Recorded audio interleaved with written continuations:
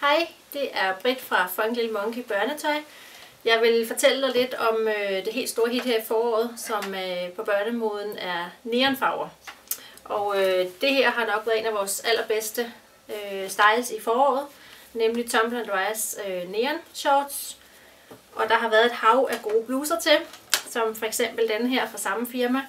Hvis man synes, det bliver for meget, det hele er pink, så kan man sætte den hvide med neonpink til. Der er også rigtig mange, der bare har købt t-shirten her i neonpink. Et rigtig flot hit, når man skal på stranden.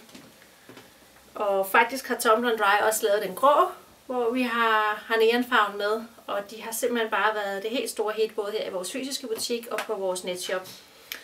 Og pigerne er jo vilde med noget til håret. Og der sælger vi rigtig mange af de her flotte gummihårbånd, som dækker til 30 kroner i rigtig mange farver. Men igen er det jo super fedt at få sit neonpink, fordi det er det, pigerne vil have. Når vi snakker skomoden i det her forår, så er Hummel et af vores største hit. Og når vi nu snakker neonpink, så har vi glimmerskoen her, som også er pink. Og med masser af glimmer, som enhver prinsesse og enhver frisk pige simpelthen bare elsker. Tørklæder er det helt store hit, og der har vi faktisk også fået et, som mor kan lide her.